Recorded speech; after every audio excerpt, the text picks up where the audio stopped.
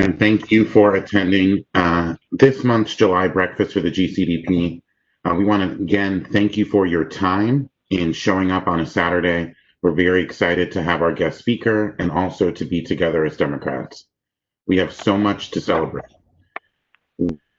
Nearing the 100-day mark, which starts tomorrow, which signifies 100 days left until the election. Seems like 2016 was yesterday.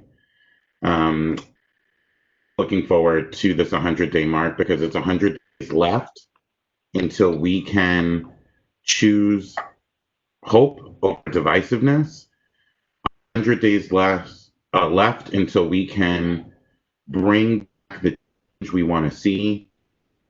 Days left to get to work to make sure that we get Democrats elected up and down the ballot. I know during the 2016 election night, I went through as a grief, and I'm sure many of you guys did as we saw something that none of us expected with a Trump victory. Forward to what November 4th will look like when we wake up on that Wednesday, November 4th. I'm hoping it reminds us more of the Obama day after, November 5th, 2008, versus November 16th, 2016, when we all woke up to say, what kind of America do we live in? I know every day I wake up, I'm asking myself, am I making the changes to make this reality an outcome? Are you making the changes to make this reality an outcome? Part of our personal growth, Democrats, is to make sure when we miss the mark, that we learn from it, we educate ourselves, and we do better. And we all miss the mark. None of us are perfect. When we possess knowledge, we must do better. And I know that we're going to dig deeper in this election cycle in these last 100 days to make sure that our voices are heard and that we're digging and seeing the true opportunity. And it's a great opportunity out there. We have the opportunity to elect Jamie Harris into the Senate and send Lindsey home. We can elect someone to our United States Senate that will care about. Lindsey needs some extra time to practice on their golf game, so they will have that time after this election cycle. We also have a great flip the Senate in our own state of South Carolina. We can add seats to our contingency in Greenville, but also across this great state and make sure that we're providing a check and a balance on the Republican-led control that's in Columbia right now. Also have to move the tide on our local county in Greenville. We want to move this body to a 21st century body who understands inclusive diversity, who understands equity, the need for transparency, and the need for leadership, especially in this time of the pandemic. Also want to send a message to the South Carolina GOP and also Team Biden that South Carolina is not ready to just concede this state, that we're willing to work because if we can get Jamie elected, we can get Joe Biden elected. And what a movement and what a rebuke to 45 if we can flip this state not only in the Senate, but for the presidential election as well. This past month, which I hope that you all check out. Our team does a great job of putting together. Let's focus on these opportunities instead of getting distracted. We as a party, we as individuals must keep laser-like focus on November 3rd. That's where all.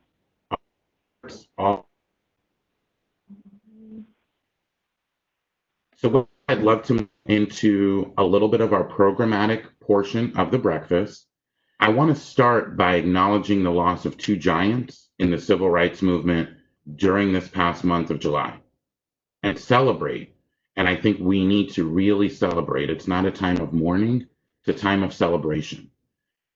The contribution that each of these individuals made to our democracy and our history. C.T. Vivian, spiritual guide and leader in the nonviolent resistance movement, who worked with icons such as Dr. Martin Luther King Jr., James Lawson, Diane Nash, Bernard Lafayette, and also James Lawson. He was laid to rest at the age of 95 this past week in Atlanta. He was regarded by Dr. King, and this is a quote, as the best preacher to ever live, which is very high regard from someone of Dr. King's stature. He was awarded the Presidential Medal of Freedom by President Obama, was the founder of what we now know as Upward Bound, which is a program that really promotes and moves people to the next level and helps gain those skills that are so vital in success and changing your status. One of the things that I found really interesting is he led his first sit-in in 1940 at the age of 23. So when we're dismissing young folks out there in the Black Lives Matter movement, when we hear someone dismissing the 18-year-old woman who is protesting and letting her voice be heard, we have to remember that Congressman John Lewis and C.T. Vivian were their age once, making those moves and making that change because they saw the need. They saw the power that young voices and connectivity can bring to this process. His passions, and I think one of our passions as South Carolinians, should be to protect African American education and support and fund HBCUs. That was something that Reverend Vivian did in the Atlanta area, supporting Morris Brown College and other institutions across this great country. He recognized the need for these institutions and how they supported culture being built. He also worked closely with the late Congressman John Lewis, who, as we all know, was an icon. He was a legend, and I know history will remember him very fondly. I want to share a brief article by Frank Sterling of Forbes. It's very short, and it talks a little bit about the legacy. The title is Remembering John Lewis, What We Can Learn from His Legacy. And this is in Forbes by Frank Sterling. We must not be afraid. We must be hopeful. U.S. Representative John Lewis, who died July 17th after a 6-month battle with cancer, said in an interview to Trevor Noah, "As Rep. Lewis is remembered and honored for his lifetime of activism and public service, this quote stood out to me. It positions fear as the opposite of hope, fear of difference, fear of change, of oppression, and fear of others. It was Representative Lewis' relentless that took him from segregated rural Alabama in the American South to organize nonviolent protest, acting as one of the original freedom fighter, 13 original freedom riders, and moving racial integration into an arena by busing to Washington, D.C. from New Orleans, taking people, connecting people, and moving people. His hope propelled him to public service, which led to serve in the Carter administration and later as a U.S. congressman. What gave him hope? As an inspiring speaker, Representative Lewis spoke of learning about Dr. Martin Luther King at a young age, at the age of 15. That's quite a role model to have at 15. He learned more about Dr. King through comic books, reading about a man who looked like him, and peacefully fought for equal rights. A comic book about Martin Luther King. The writer says he did some digging. As a child, Representative Lewis was an avid reader, but he was denied a library card because he was Black. His teacher told him to never be discouraged, but to read whatever he can get his hands on. He found the Montgomery Story, a 16-page comic book about nonviolent protest, nonviolent protesters, and other heroes like Rosa Parks and the Montgomery bus protest movement. In the comic books, Lewis found inspiration and hope.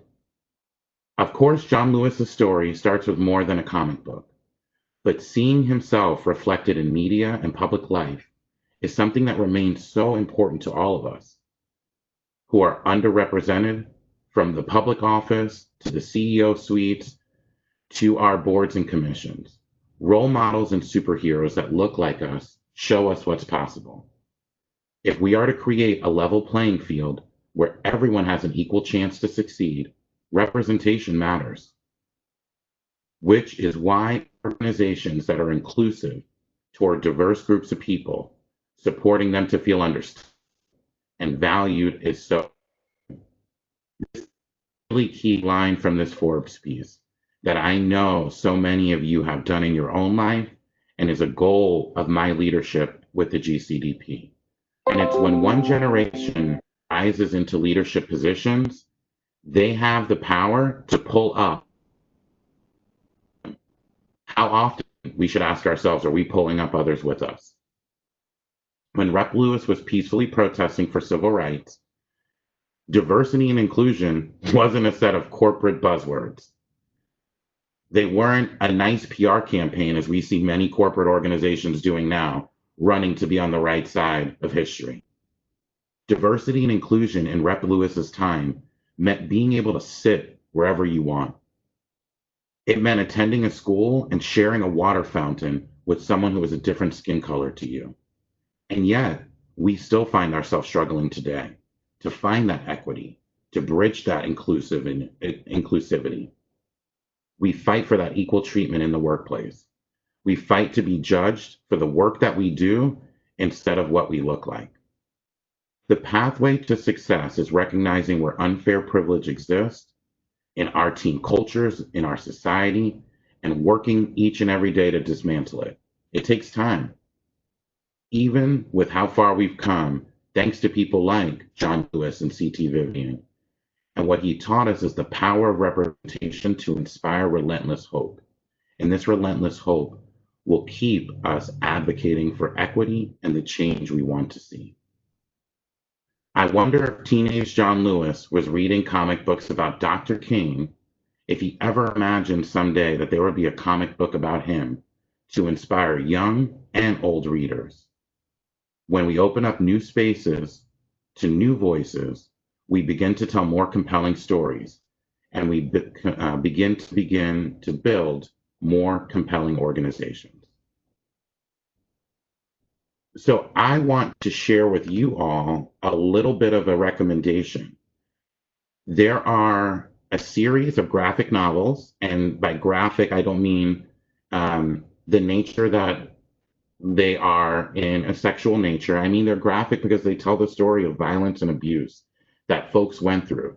And March is a comic book series written by the late Congressman John Lewis, which talks about his experiences in Selma, his experiences in the Montgomery bus protests, and how he was learning. And I encourage all of you to check it out. It is geared towards young people and older folks. And what I love is that John Lewis's message is so inclusive and so inspiring that all of us can learn something from it.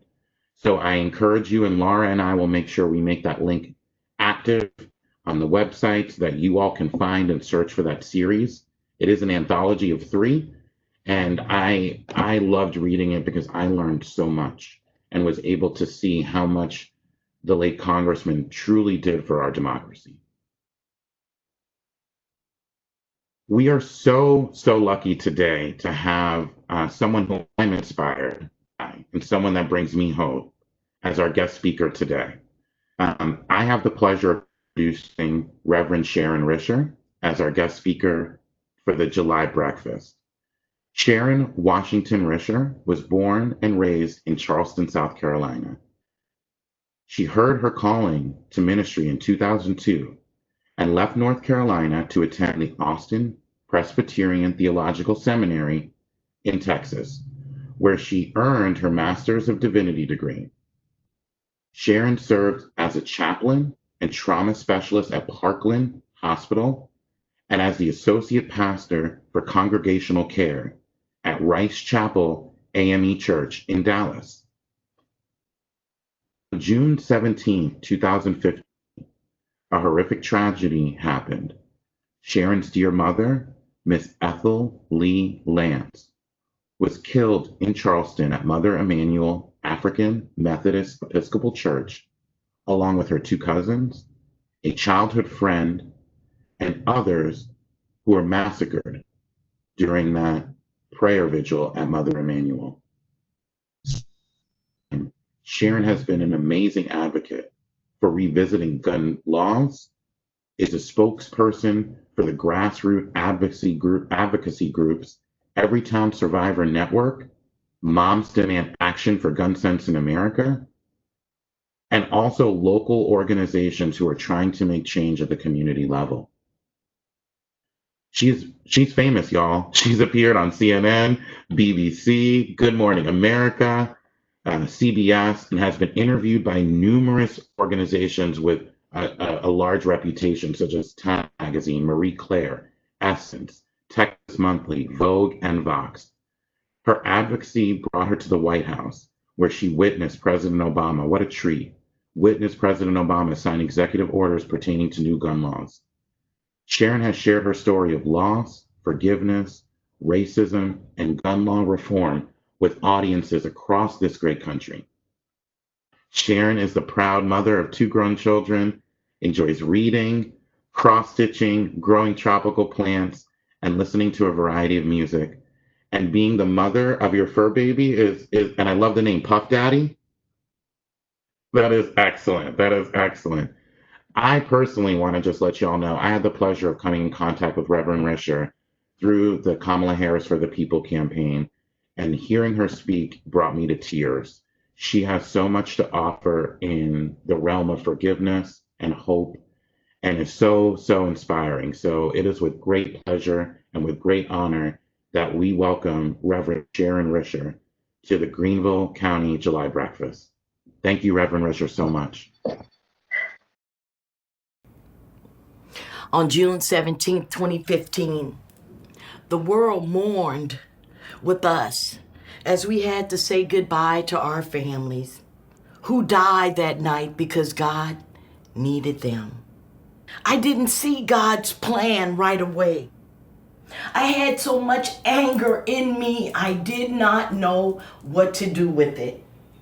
Yet, through all the grief and heartache and pain, my mother left a legacy in spite of the storms that she had endured in her life.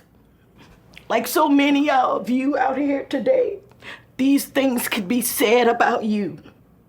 But how valuable will your legacy be? Will the legacy you leave be of God and faith? Stop. Ooh.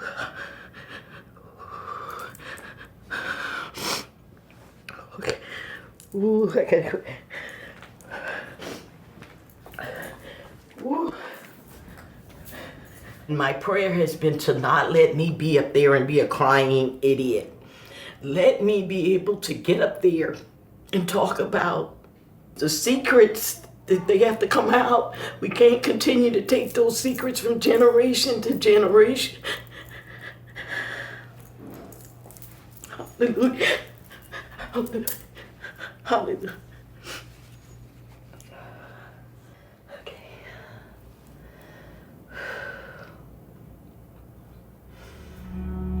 You. Well, thank you. Let me say that that piece that you did not hear is a part of a film called Quiet No More, The Struggle of Reverend Sharon Risher, that was first presented in the New Yorker on their digital page. And that particular scene shows me practicing my sermon in the hotel right across the street from Mother Emanuel in 2018, where I gave the Mother's Day sermon. And so if you want, you can see the whole of that video on the New Yorker page.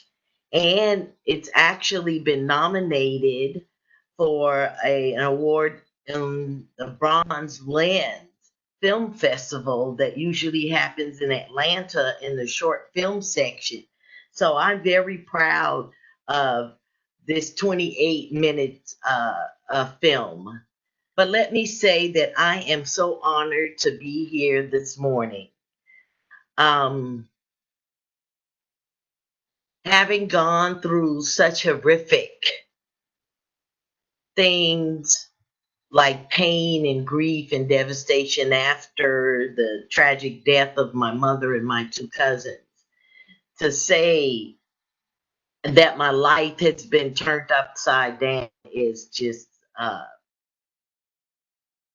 there is no way to say that it didn't, because it did. In the beginning, after that, I was fueled by anger and rage because of the issues that came out of that tragedy, such as we already know racism, white supremacy reared its ugly head. Then you had to think about the penalty. And then, of course, this forgiveness thing. So at that time, I was dealing with so much, and then being thrust into the national media. So I want you to know it was only by the grace of God that I was able to step out there like I knew doing, because I didn't want anybody to sleep on the fact of why those 9 Black people were killed in that church. It just wasn't happenstance. This was a premeditated act.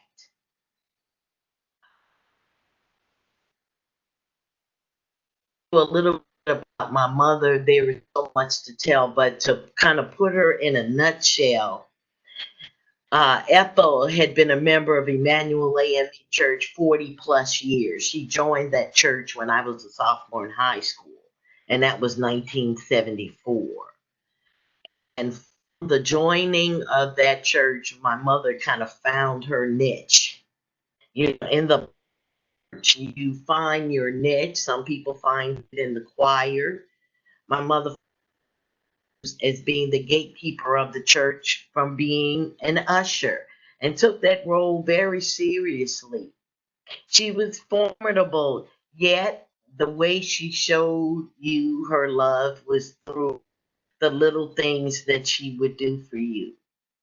If you came to my mother's house, you would never leave without some trinket, belly full of good food.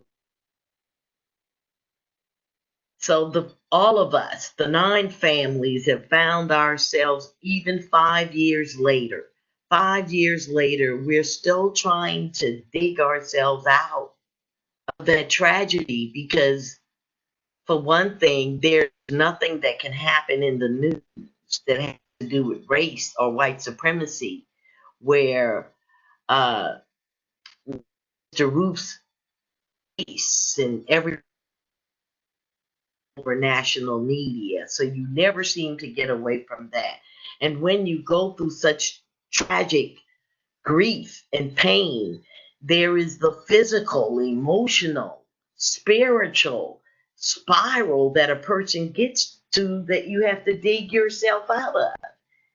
The forgiveness for me was a very dark walk into getting there. When that happened, 48 hours later, and the families were at the bond hearing, and we saw my sister Nadine Collier was the first one to actually say, I forgive you. And family member after family member came up and they said the same things. Well, I was still in Dallas, Texas, reeling from what had happened, and had my TV on, because somehow fuzzy in my brains, I thought maybe this hadn't really happened. And then they showed the bond hearing. And when I heard those words of forgiveness coming out of my sister's mouth, I screamed and hollered because I couldn't understand what was she talking about. So even if we are Christians, even if we have a faith we follow, there are times when your faith is going to be shattered, that you begin to have just a little doubt until you figure out that you're going to have to work through that, because that's not something that's easily done. And in some faith traditions, instant forgiveness is what they do. But I thank God for my being able to take my time and wrestle with all of those feelings, because one day I would want him dead, and the next God would touch my heart and say, do you really mean that? So that was a long walk. It took, I think, maybe 18 months for me to finally reconcile in myself and with all that I had in my heart and asking God to help me figure this out, that I was preaching, didn't have a clue that the word forgiveness would even come out my mouth. And I'm preaching, and instead of saying the words that was on the page, the words "I forgive you, Dylan Roof" came slap out of my mouth. But I knew from that instant, that second, that God had felt that I had done all the work and that I was authentic about that. That was going to be a subject that I never have to visit again. The power of Dylan Root's life was no longer the focal point of me being who I am. I was able then to put him in the background and not worry about him getting in my psychic and paralyzing me with grief and pain. So that's a little bit about the, beginning of all of this. And then getting into activism, that happened so fast too. So everything just kind of tumbled right there. Even though I was in the mix of all that darkness and despair, God opened doors for me and said, so I actually kind of campaign nationally over. I was able each time, I think, to realize some things I never realized before. So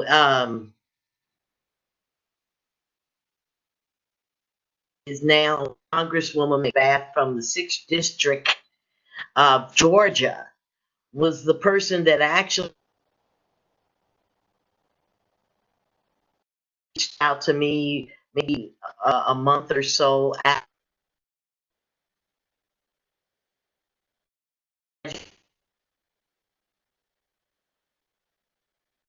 her phone.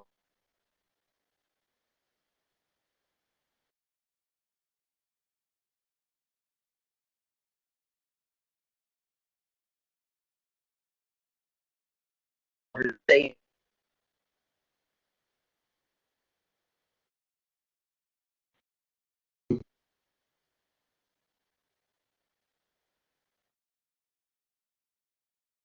clear that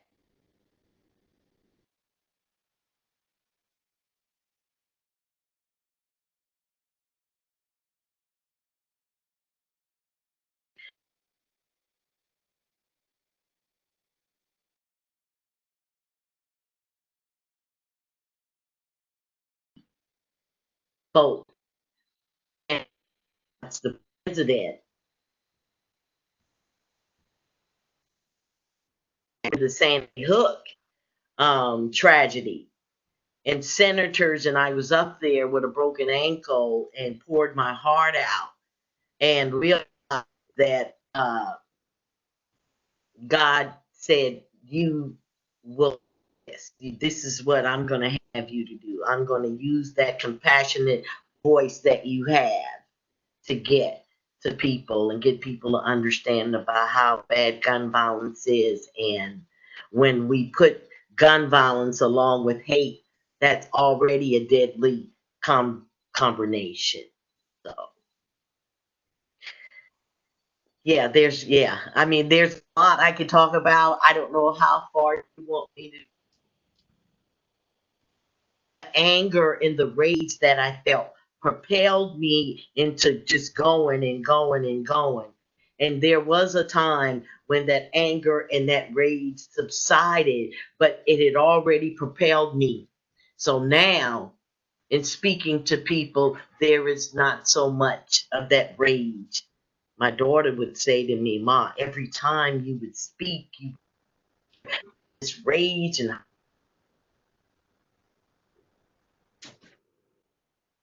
it kind of made me step back. And I started to kind of listen to some speeches I had done and realized that she was telling me the truth. So, and being in activism, that's a growing, learning process too. No, not everybody is cut out for that work, but everybody could do a part. Everybody could write postcards for their candidate or phone bank for their candidates. We're in this time right now that we cannot afford to be apathetic. We have to realize that each and every one of us we make a difference. We do. And we have to get our constituents and we have to get our communities to know that they're a very vital part of what happened in our legislation. And if we get them to understand how important they are, not that we just need your vote, but they are important, you'll be able to reach more people. And whatever, electing Jamie Harris and electing Joe Biden, to be able to bring some sense of caring back to the White House, where we can start to tackle the systematic racism we've been facing all of these years, to try to get someone in these office that understand people, that are really there for the people, and not just willing to have national attention and to be seen on TV. Yeah, yeah, that's me, y'all. That's me. Well, Reverend Risher, I just love your energy and love the way you communicate about so many issues. And we do have some questions, but I encourage folks that are on the call right now to message Laura or myself or put questions in the chat box, because we have a brilliant mind here, and I know there's some great questions that we can share with her. So, Reverend Risher, if you don't mind, I'd love to start with a question from Jan, one of our local county citizens and residents here. And it says, the loss of your mother in Charleston is unimaginable, and I'd like to express my deepest sympathy to you. I'd also like to express my admiration and gratitude to you for taking your personal tragedy and transforming it into action that can motivate and inspire others to get involved with genuine change occurring in the U.S. In light of the heightened unrest and violence across the country, where do you see the U.S. moving with our gun control laws, especially related to assault weapons? Okay, so the first thing I want to say is gun control is the wrong language. And that's the language put out there to use as a scare tactic. So we say common sense gun laws or gun law reform. So the ban on assault weapons, there are, let's see, 1, 2, 3, 4, 5, 6, 7, 8. We have 8 states at this moment that has laws banning assault weapons. Columbia, Hawaii, Maryland, Massachusetts, New Jersey, and New York. Every day through advocacy groups like Moms Demand Action, we have the Giffords organization, we have there are so many different gun violence organizations out there pushing for these kinds of legislation. But we know that this kind of legislation sits on Mitch McConnell's desk. Mhm. Even though they are not what they used to be, they still have lots of power in our legislation, in our lawmakers. So then we know that no matter what we try to do, it ends up being stalled. And that's why it's so important that we elect people, gun sense candidates, into office that has a heart for common sense gun laws and understand how gun violence is not just to urban communities, but to everybody. Mass shootings is not something that happens every day like what we have in Chicago and South Carolina. I mean, gun violence is everywhere. South Carolina is the top state in domestic violence by a gun. But yet, South Carolina is one of the main states that don't do anything about gun violence legislation. HR 1112, which is known as the Enhanced Background Check, better known as the Charleston loophole, that came about after the tragedy in Charleston has been sitting there. So I can get real crazy about all of this, but yeah, there are things happening, and it's not making the big headlines because the big realm of the Republican Party don't want. But hopefully, and then during COVID, the it is estimated that at least 91,000 potential gun sales have been finalized without a complete background check during the pandemic. And this is likely an under a poll has been fueled by rocketing gun sales that have overwhelmed our background check system and made it even more likely that background checks will take longer than 3 days. So even during this pandemic, gun violence is on the rise. People are afraid, and yet our legislators don't want to do anything. We tried the enhanced background check as part of the package out of the CARES legislation that they were passing for this pandemic. And of course, they didn't want to hear about that, So I hope I've answered the question. Yes.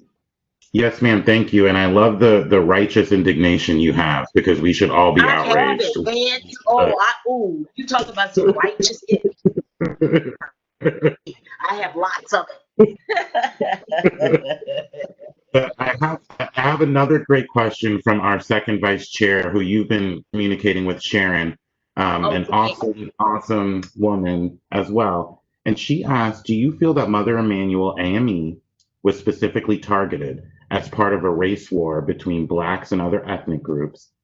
And she believes if our lives are predestined, which I think you do as well with your faith, do you think the 9 who died were chosen by God for how they lived their life? And do you think they fulfilled their mission? You know what? At first, I didn't see any of that. I was just a grieving daughter and cousin and Charlestonian and all those things. Yes, Mother Emanuel was targeted. It was targeted because of the white supremacist ideology Dylan Roof has got himself entangled with. And understanding white supremacy and having conversations with a former white supremacist, there is always a target. Mother Emanuel is one of the first African American churches in the South because of Richard Allen, who wanted to be able to worship in the white church and not be sat in the balcony. Refused that to him. He formed his own church, which ended up being the Mother Emanuel, the AME denomination, where I think the first church was in Philadelphia, and then Mother Emanuel came after that. So it represented everything a Black community, the Black church represented in Emanuel, from slave rebellion on down. That church had participated in anything that had with racial segregation. Emanuel accommodated Martin Luther King. Emanuel had voter registration. All these things for Black people were coming out of that church, and they wanted to destroy that. Because one thing I know about white supremacy, they feel if they could destroy your faith, make you have doubt in what it is that you believe, then they have a stronghold of destroying you. And they felt like if they destroyed, mortally wound that church, that would be a happened. God turned that all around to get there. And we know that didn't happen. We know that that didn't happen. Uh, they did fulfill a mission. You know, we are called by our Christian faith to living sacrifices and living sacrifices that night. But it took me, again, it took me a minute to understand all of that. So God did use them, and God stirred up the conversations again, you know. And so, and we continue to have conversations, things that happen that are brutal to bring us to an understanding that these conversations got to happen. They won't quit. And we are worthy to be who we are in a place where we help build, in a place where we gave our sweat and tears, and we just want a piece of the pie. And we don't want you to stop us from getting a piece of that pie. Yes, ma'am. We have a great question from Tim Forrestal, who is a law enforcement official with FBI experience and has relocated to Greenville and has really worked with our sheriff candidate, Paul Guy. And his question, Reverend Risher, is, are you aware of any specific communities in our state in South Carolina that used focused deterrence to reduce the gun violence that you're advocating for? And if so, how has it been implemented to be sustainable? Okay, I can't answer that question because I'm really not involved in the day to day of South Carolina. But I do know that there's a Moms Demand Action in every town is a big presence in Charleston. And one of the programs I know that they have is Be Smart. And they go all around to the schools, some law enforcement agencies too, to give them education about the Be Smart program, about locking up guns. Part of that Be Smart too goes into the realm of uh, guns being stolen out of cars and people using their cars as a form of storage. So I can't say exactly, sir, what organizations are out there, but they are.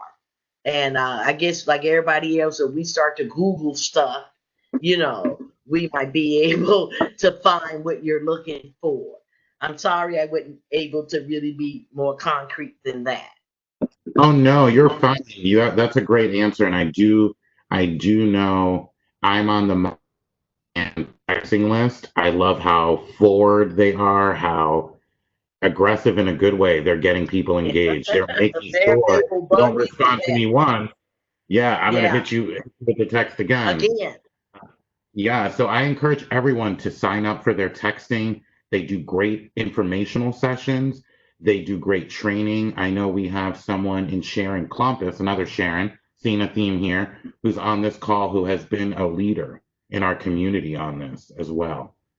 So I, we appreciate that question. Reverend Risher, I have another great question from another one of our amazing volunteers who helps with our communication, Roxanne.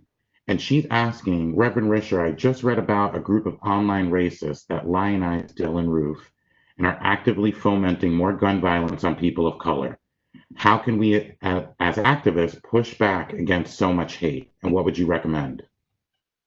so when we see all of this stuff on social media, then it's our job to push back against this, to speak out and say what it is that's wrong with this, and you're not going to have it. So, the same way they use social media as their platform, we're going to flip the script and use it right back at them. We, because we're in this pandemic and we're basically stuck at home, you know, just like you said with the texting, with Mom's Demand and every, hey, I'm gonna give them a plug. Text 64433, and from that you will be able to get information about what they do and the programs they have going on. Yeah. I love it. Roxanne, if you give me a thumbs up, did that answer your question? Did it?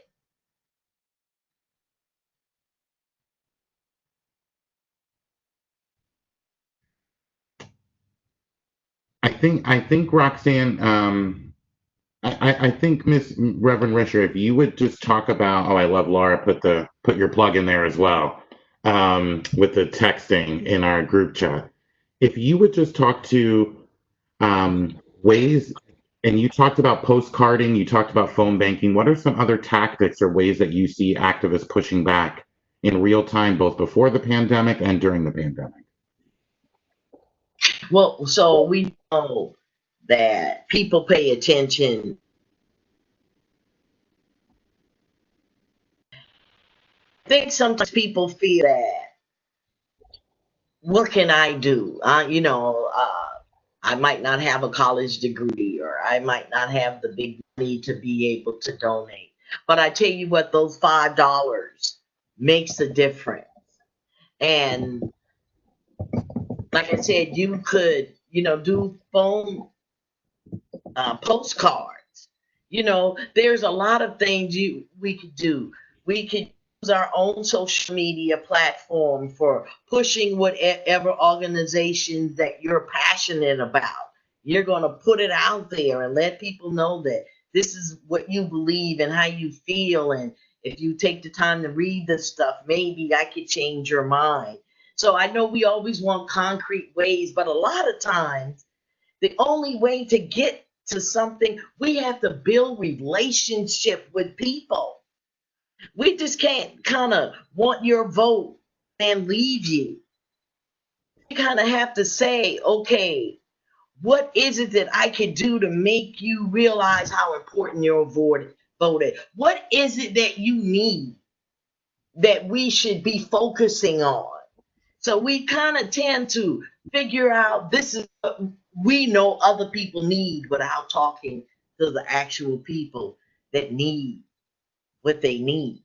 So we have to form relationships. We have to get out in the communities, to be willing to say that, I support this, and let me tell you why. So you have to be willing to be seen. You have to be willing to speak up. Yeah, you just can't stay quiet forever. I Yeah. love it. And Reverend Risher, we're going to have give you one more opportunity. Any final words you'd love to share with our Greenville Democratic Party? And before you do, I am just so impressed, as always, with you. And I know this has been an awesome breakfast to just hear your wisdom and learn more about you and your story. Well,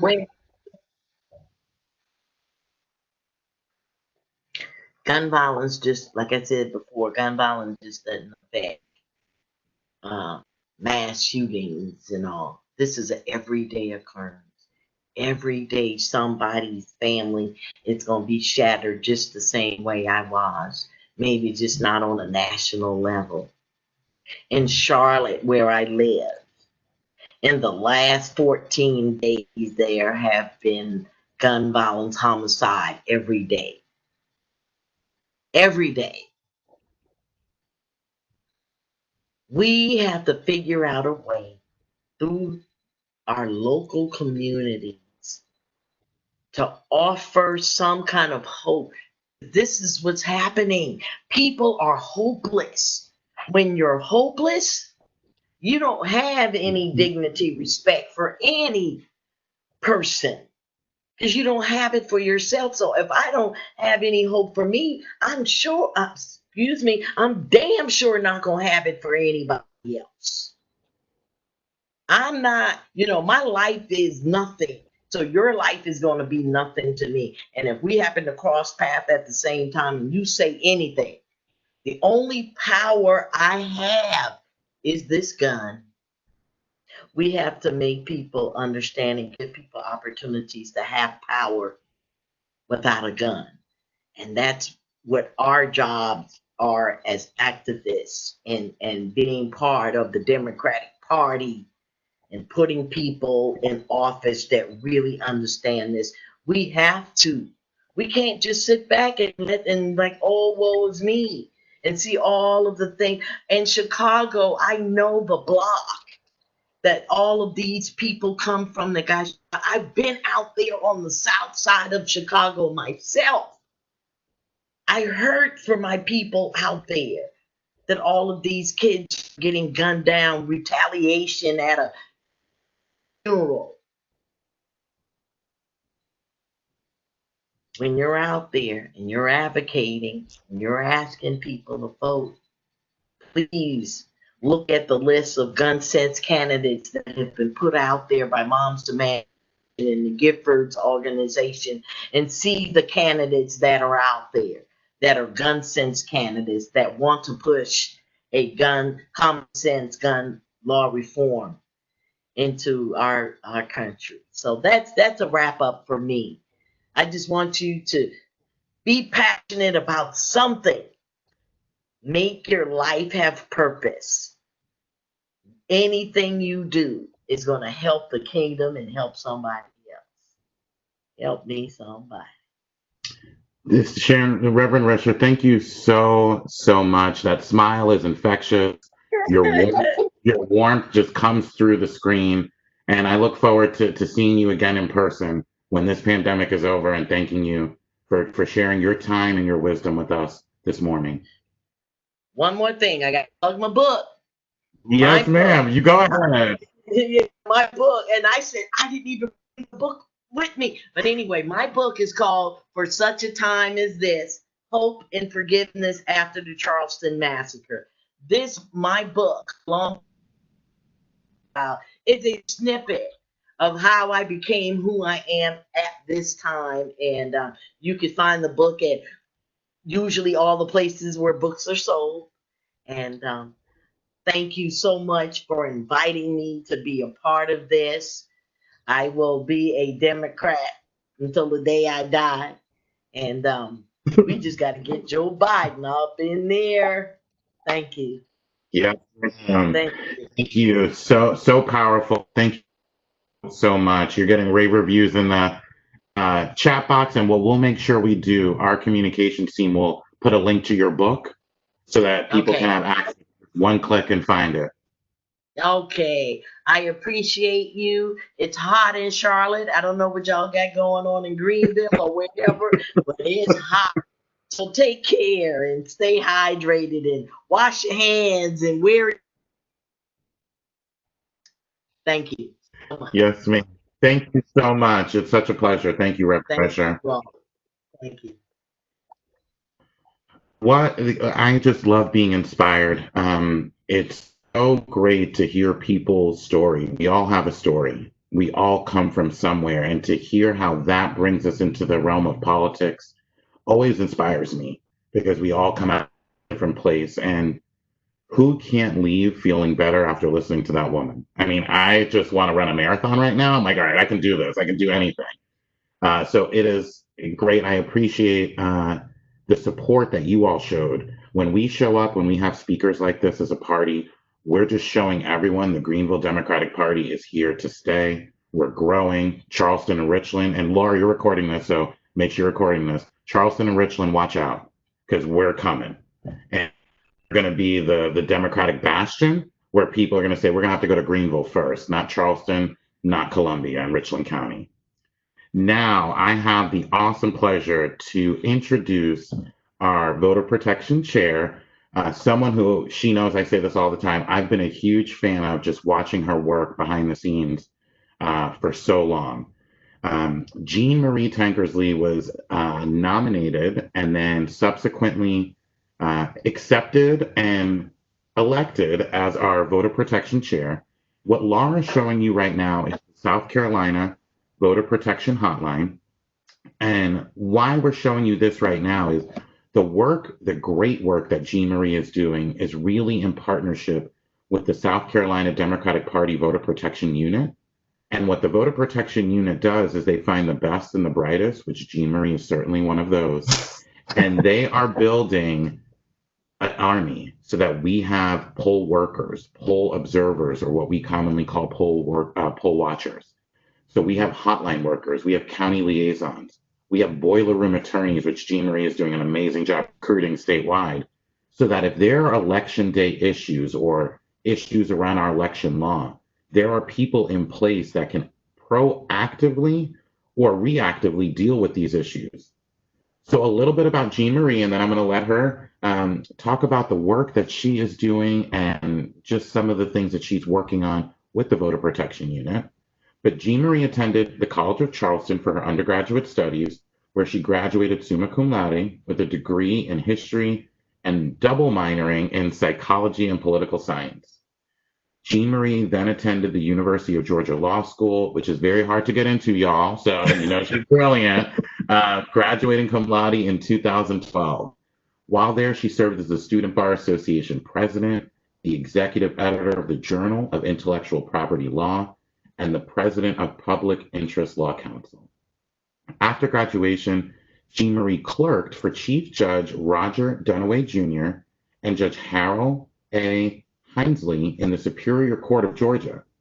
Following her clerkship, Jean Marie began her career as a civil defense litigator.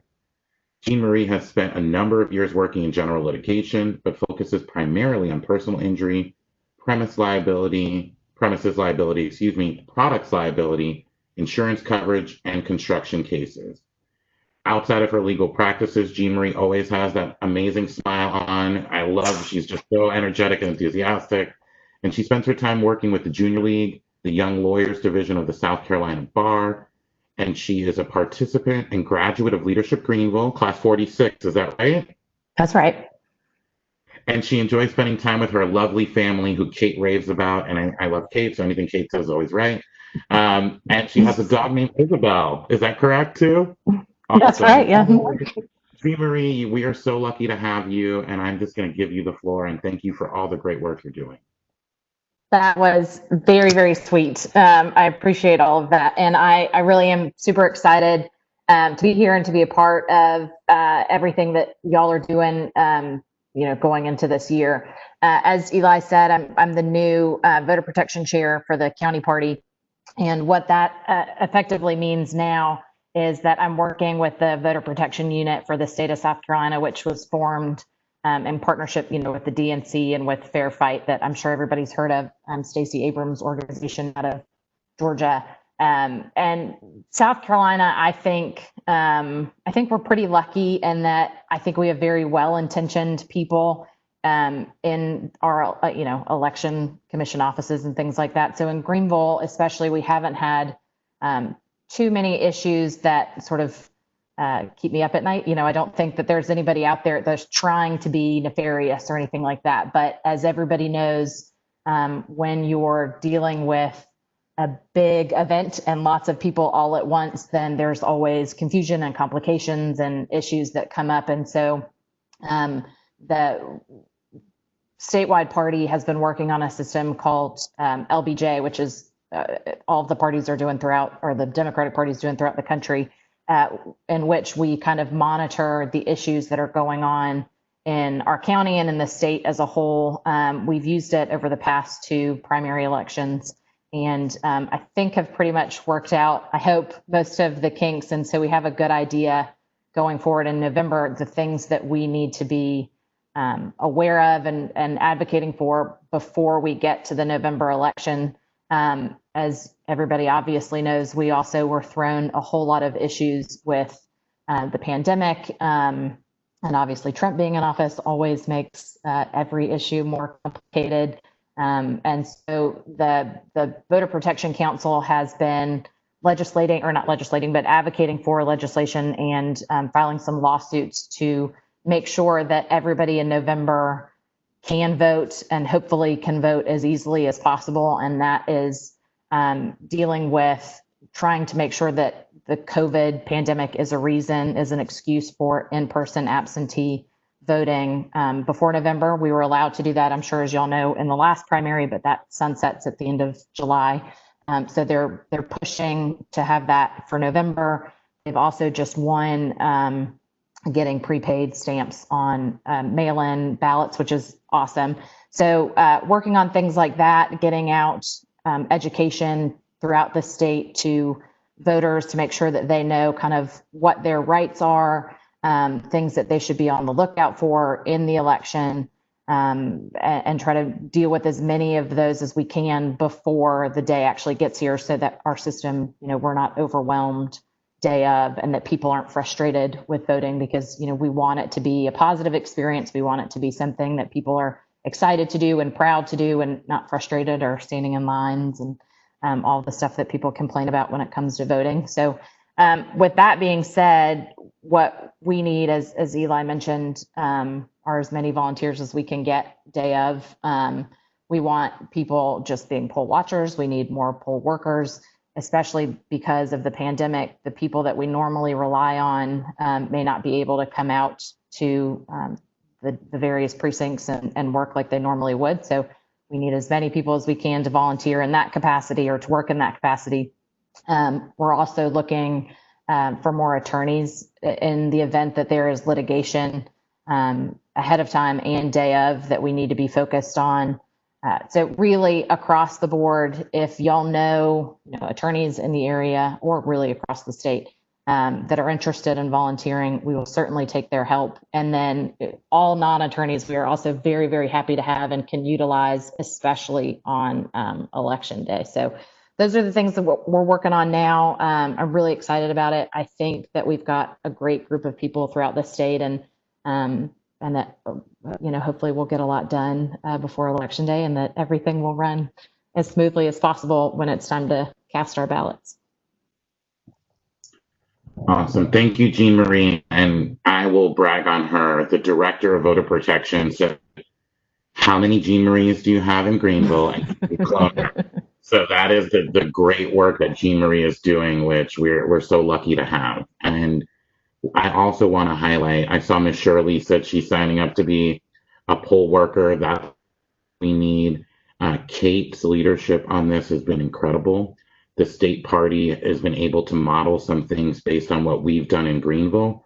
Before there was a statewide effort, Kate was way ahead of the game. Eric was way ahead of the game building this up.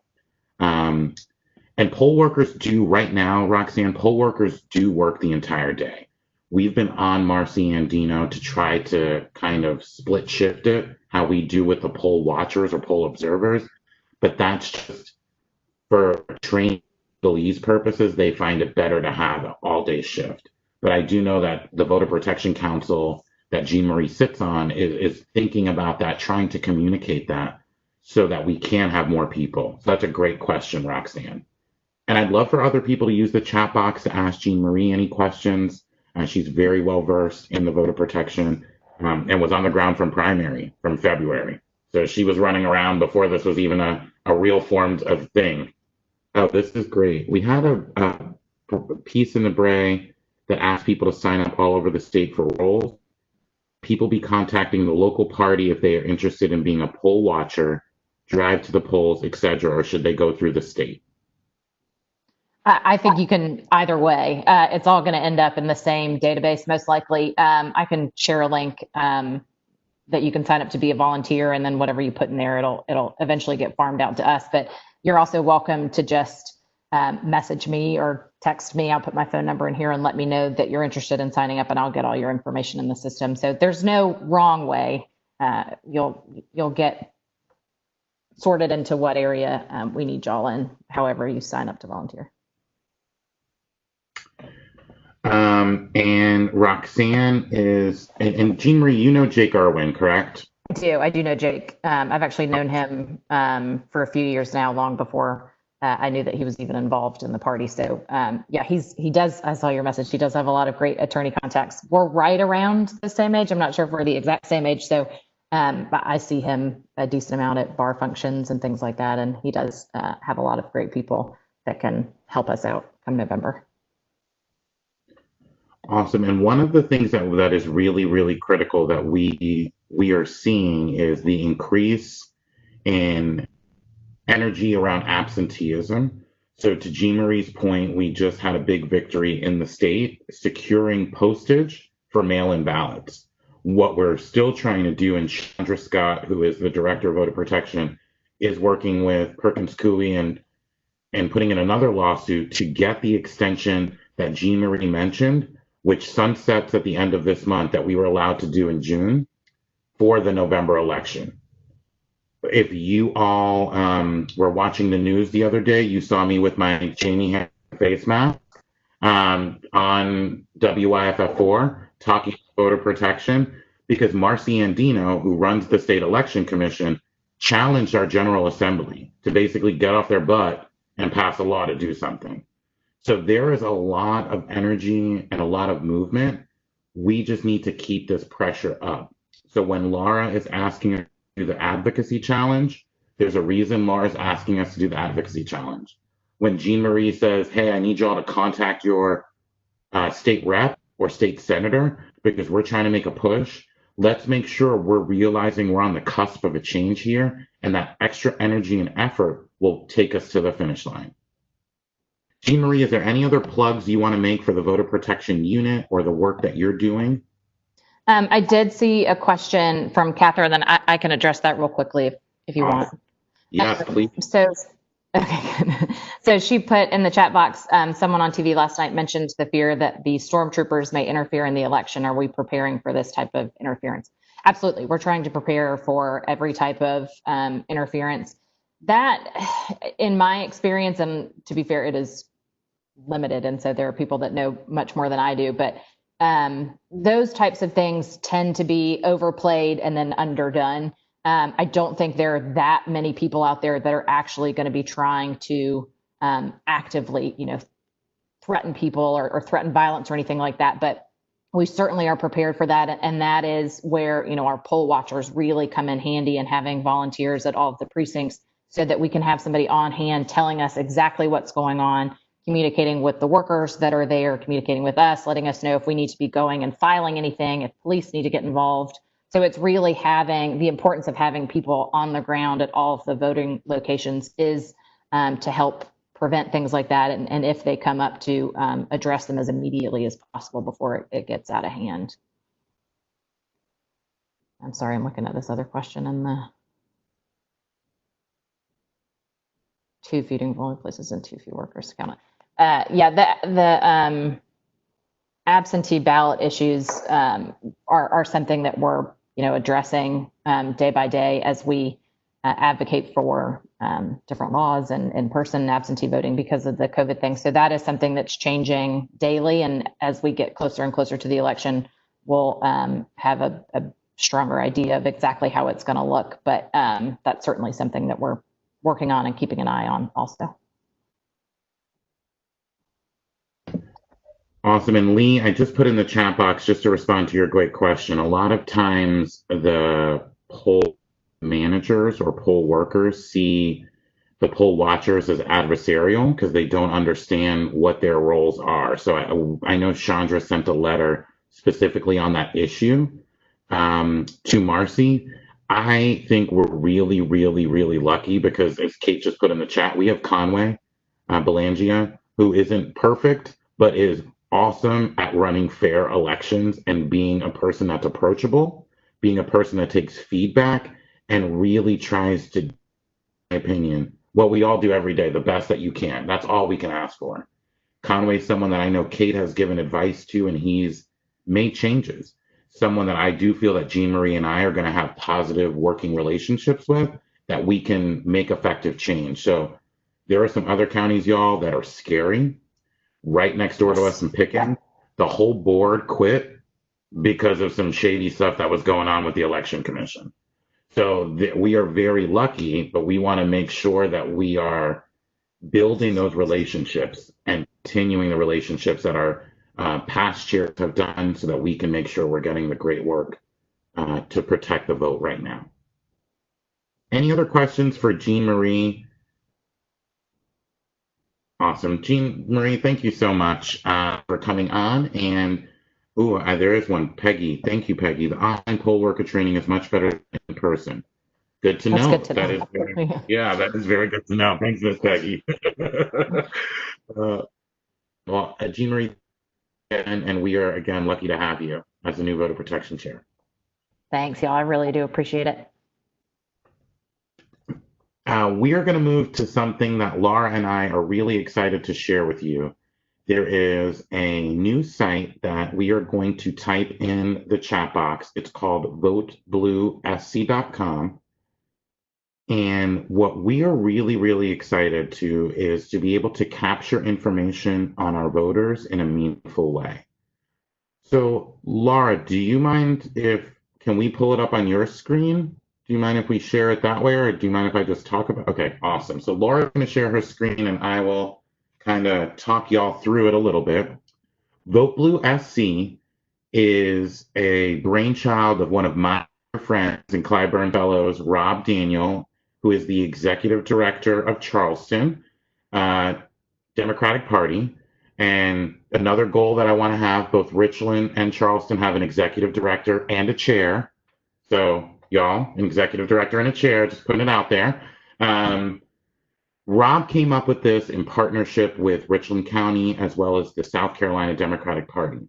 And the thing why we are going to be promoting this and pushing this is ways that we can track and also follow our voters as they move through the process. So this is an area where we can register to vote. And with the voter registration, there are a couple pieces that I really want to flag out. You will need to have a valid driver's license. So if you click on that voter registration link, it will take you to a new page where you'll give your information, an email, a phone number, and when you plug in your county of residence, that is what triggers you moving into the Greenville County Election Commission. So though we're filling this out on a kind of a third-party website, if you will, this is to redirect you to the right place to create your voter registration file and to submit your voter registration application online. This is a great way where people can stay engaged with local county parties, signing up for a newsletter. You can also opt out of the newsletter. Why this is so important is now that we have emails and phone numbers, we can now follow up with these newly registered folks and make sure they're on Team Blue and getting out and going and voting. So this is one of the components, the registration piece within the Vote Blue SC website. And again, to register, you will need your name, your date of birth, your social security number, your driver's license or ID number, and then they ask a gender question. And right now, South Carolina is only male and female gender, so that's something they're going to have to change fairly quickly as we're moving to a more inclusive society. The next piece of the puzzle is where I, as an organizer, for all you guys that know me, I come from Campaign Life. I think this is the coolest part of this whole website. So if you go to the vote by mail absentee and you click on that, this is a way for you to request your absentee ballot. Going forward, I would like everyone to know, once January 1, the first of the year hits, you can go ahead and request all of the ballots for if there's a presidential preference that year, the statewide primary, or the general election. You can request all of those all at once. Any special elections in your district will also be kind of taken up and put into that pile, and you'll get all of these absentee ballots. Right now, the next election is our November 3rd general. You can put in all of your information again. It's very key in the county part that you're selecting where you registered to vote. It's really important, and I love that Laura's scrolling down, because we need to capture the reason why you're voting absentee. Again, one of the things that we are working on as a voter protection team, Jean Marie is working really hard on, is adding COVID back as an excuse, which we had for the June 9th primary. Currently, it is not. It is not an emergency reason. However, as Laura's showing on her screen, these are all the reasons why one can vote absentee. They are not supposed to ask questions and check it. So it's not like someone's going to show up to your home and say, were you a person planning to be on vacation? We want you to be truthful as Democrats. The truth always sets you free. But we don't want you to think that someone's going to come and check on you. This is a great way as we move into the absentee voting period, where Republicans hate that we call it early voting because they know Democrats rocking it. We want to make sure we're tracking these people so we can email and call and follow up with our Greenville voters. And as a team, we're able to really promote and push people to the polls. Laura's also scrolling down. There are some regulations and rollbacks with who you can request a ballot for and how the relationship aspect needs to be. It could be a child, a spouse, a grandparent. In your home, you can request a absentee ballot for that person. These are again ways that we as a Democratic Party are trying to capture better data and be data driven so that we can have the best possible outcomes for elections. The last piece to this puzzle that Laura will kind of show you on her screen is checking your status. So this is a really important piece to the puzzle because with the amount of folks that voted absentee in the June 9th primary, we're going to see that trend continue. And it's going to be a large hit on our postal system and also our local election commission. So we want to make sure that there's a way in a system that we can track where your status is and where that is in the absentee process. So what Laura's showing you right now is a way that you can check, has it been mailed to you? Has it been received? This is critical because as a voter, you want to have the most information and in my opinion, the most up-to-date information on where your status is as a voter. So this is something that Laura and I will be promoting both on the website and also we're going to be sending out into our precincts with our leaders, Laura, Paul, and Lee, to be able to help people know how to either register or request your absentee ballot, and then subsequently check on where that status is. But I think college students are a main reason why this program is so good, why this website is so great, because it really does streamline everything. It really and truly streamlines everything. So I'd love to open it up in the chat box to any questions on Vote Blue SC. And this is something Laura and I are hoping to use beyond this 2020 cycle so that we can continue to dialogue with our voters in meaningful ways.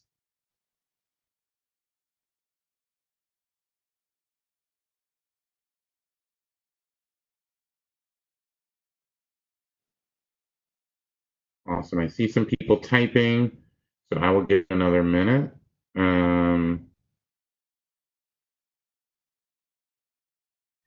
And one thing that I did want to really just briefly let you all know is we are going to be really sharing.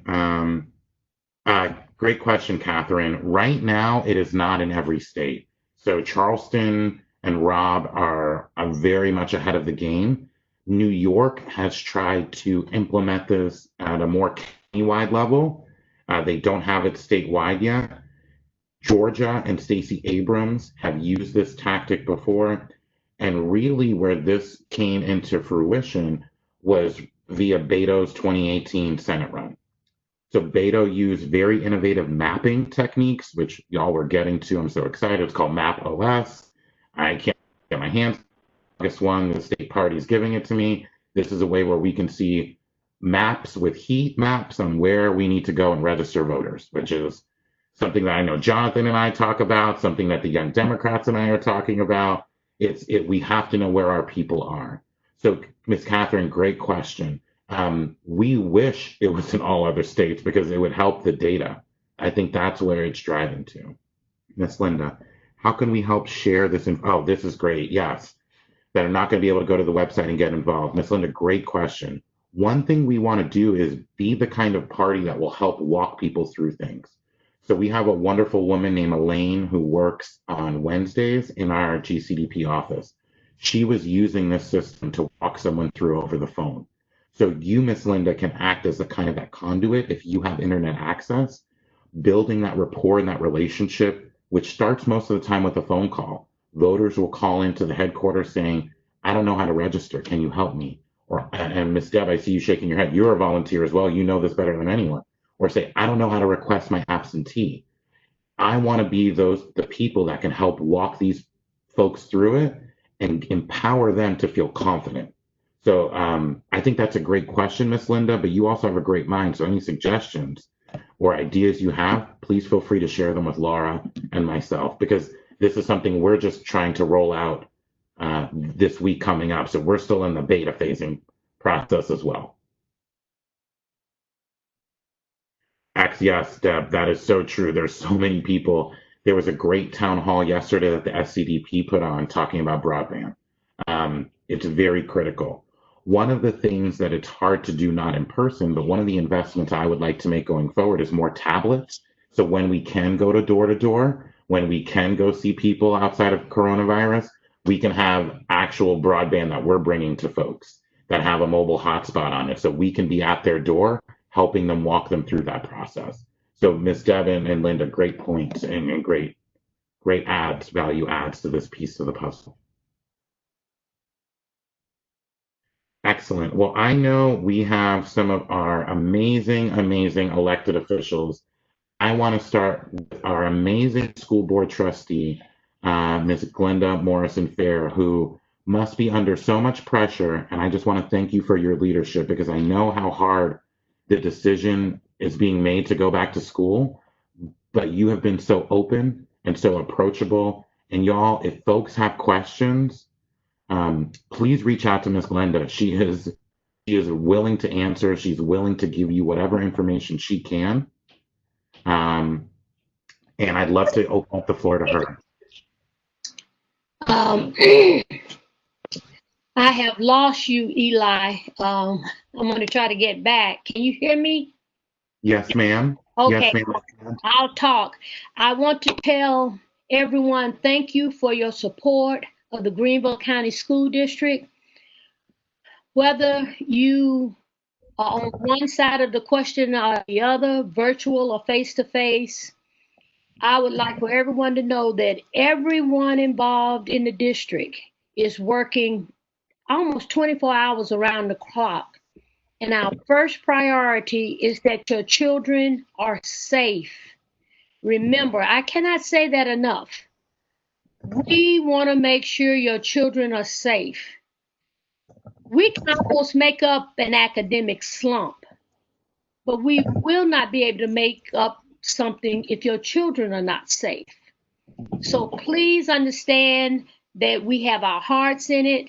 There's not one of my colleagues on the board, none of the 12 that are on that board, regardless of where they come from or who they represent.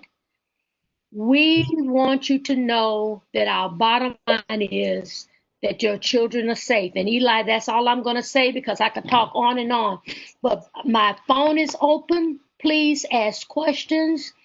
We do work with people on individual basis. I've had parents call me about individual issues, especially in the special education area. So please call me and we are willing to work with you to make sure that when we open school, that your children are safe. Thank you so very much. Thank you for your leadership. And I want to point out too, one thing that Ms. Glenda said, Democrat or Republican, no one wants to see children getting sick. No one wants to see children hurting on that school board. I know many of those people on the school board are working tirelessly. However, I do want to see an increase of democratic values on that school board so we can give Miss Michelle and Miss Glenda some more help on there. So anyone that has a passion or an interest, the filing is actually coming up fairly soon. Is that right, Miss Glenda? Yes, it is. There will be 6 of us up in November. Excellent. And we have some great minds that can add a lot of value to that. Yes. I also thank you again, Miss Glenda, for your leadership. I also would love to give the floor to our amazing representative from District 23, Representative Chandra Dillard.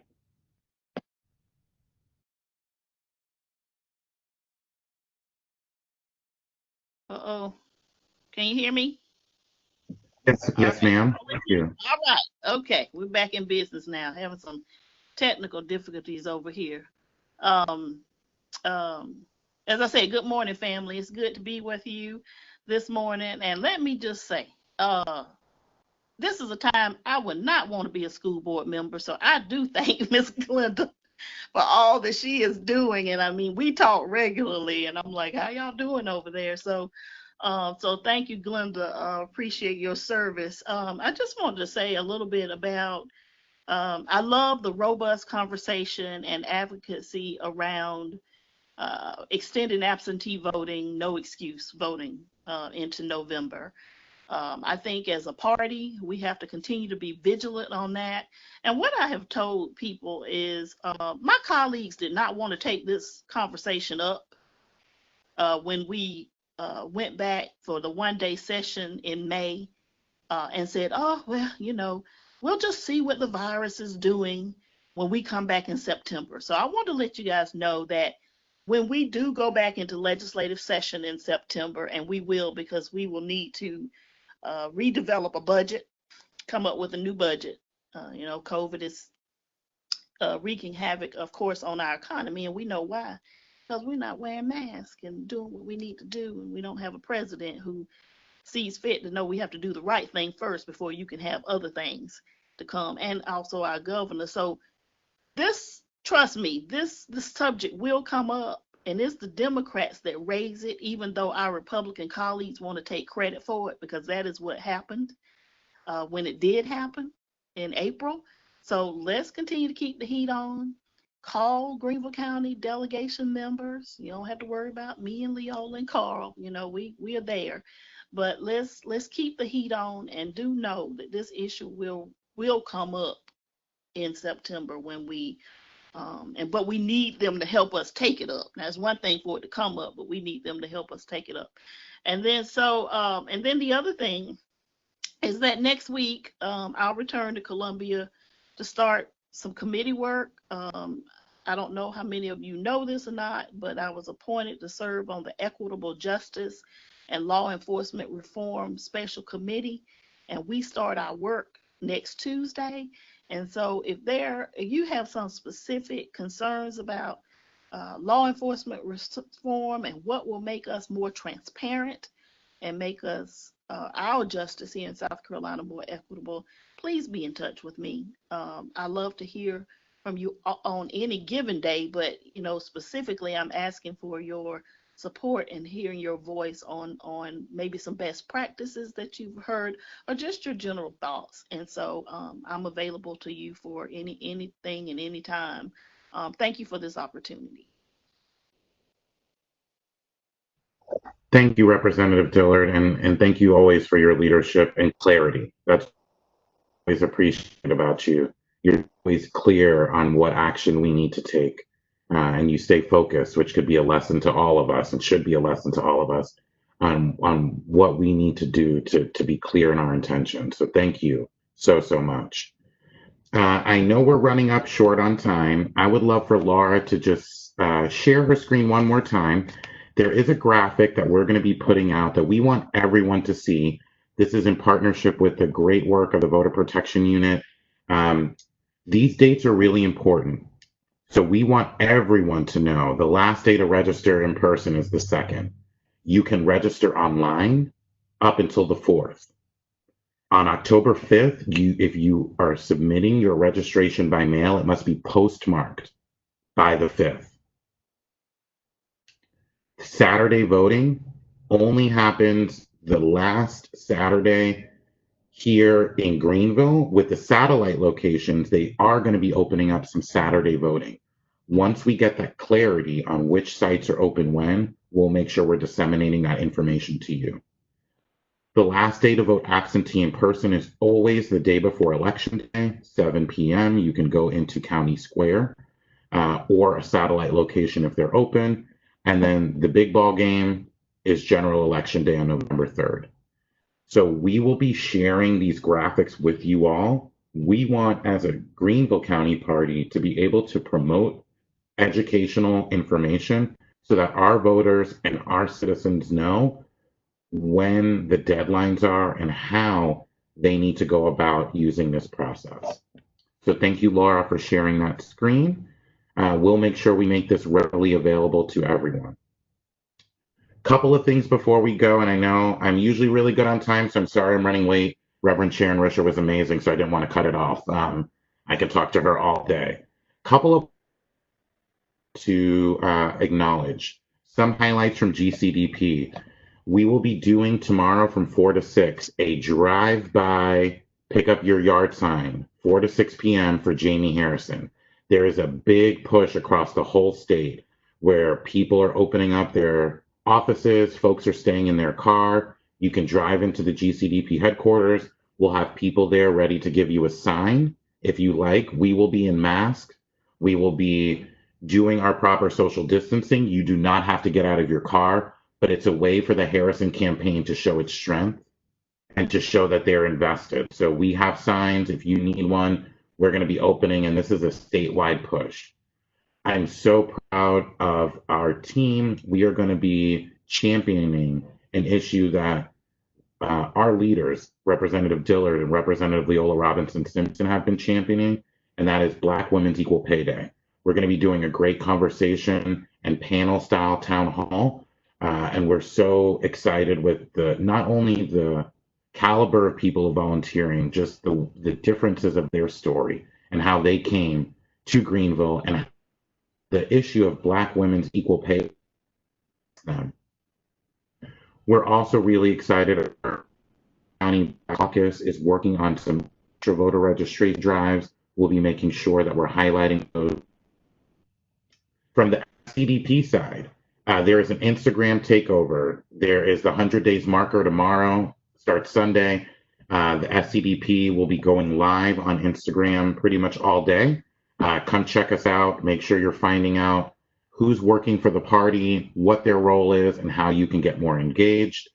The Young Democrats of South Carolina convention is today. There is such a wonderful movement, an influx of talent, energy, and ideas with this Young Democratic movement. We're so excited. And then on Monday evening, I'll be moderating a town hall on ADA compliance and voting. We have some great panelists, two of our caucus chairs, Robbie Kopp from Able, South Carolina, Aaron Hare, who is the Protection and Advocacy Voting Outreach Director of PANDA, which is a statewide organization. So just really excited. And then last couple of things, Veep Stakes for the DNC. Y'all get excited. Veep Stakes is coming up. We're going to know who our vice presidential candidate is probably 10 days. I have a little birdie on the Biden campaign that said it might be sooner. They wouldn't tell me, which made me really mad. I'm like, just tell me who it is. I need to know. But also, too, I want to highlight the great work that our communications and technology coordinator, Laura Haight, always does. She put this great informational array on how we can engage with the DNC. Y'all know the DNC is an awesome convention, but not many of us have ever been there or seen the behind the scenes.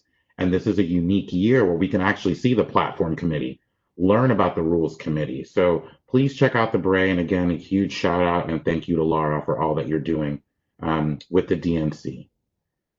Lastly, my dear friend and our amazing regional organizer, Tamisha Grant's birthday is today. So y'all send a happy birthday to her, send her some love.